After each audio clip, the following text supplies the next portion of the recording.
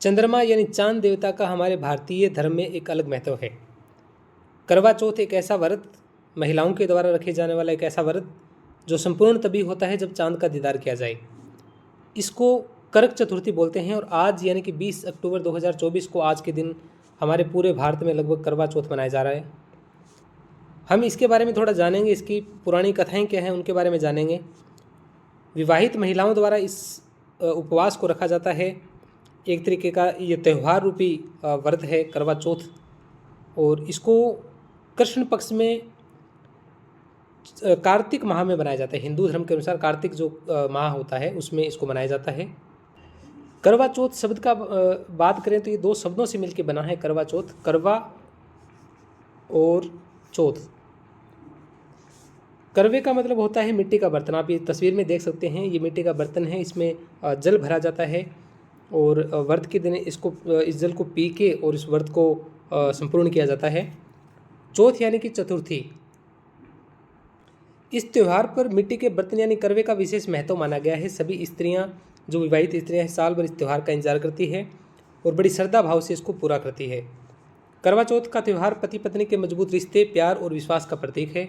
करवा चौथ के पुराने इतिहास के बारे में हम पढ़ें तो बहुत सी प्राचीन कथाओं के अनुसार करवा चौथ की परंपरा देवताओं के समय से चली आ रही है। माना जाता है कि एक बार देवताओं और दानवों के बीच में युद्ध हुआ।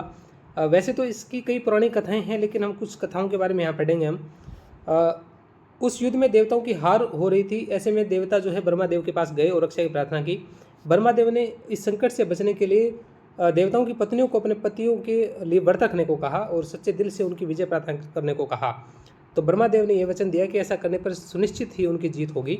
ब्रह्मा देव के सुझाव पर देवताओं और उनके पत्नियों ने खुशी खुशी स्वीकार किया और ब्रह्मा देव के अनुसार कार्तिक माह की चतुर्थी के दिन सभी देवताओं की पत्नियों ने व्रत रखा और अपने पतियों यानी देवताओं की विजय प्रार्थना की। उनकी यह प्रार्थना स्वीकार हुई और युद्ध में देवताओं की विजय हुई।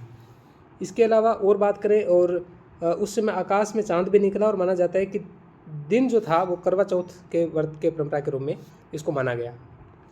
इसके अलावा एक और कहानी के बारे में चर्चा करें तो कथा मिलती है कि प्राचीन समय में करवा नाम की एक पतिव्रता स्त्री थी। एक बार उसका पति नदी में स्नान करने गया। उसी समय एक मगर ने उसका पैर पकड़ लिया और इस पर उनके मदद करने के लिए करवा को पुकारा।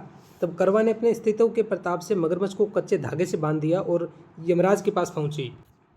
करवा ने यमराज से पति के प्राण बचाने और मगर को मृत्युदंड देने की बात कही। इसके बाद यमराज ने कहा कि मगरमच्छ की आयु भी शेष है तो उसको वो मृत्युदंड नहीं दे सकते।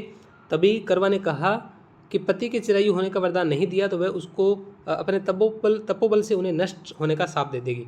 इसके बाद करवा के पति को जीवनदान मिला और मगरमच्छ को मृत्युदंड।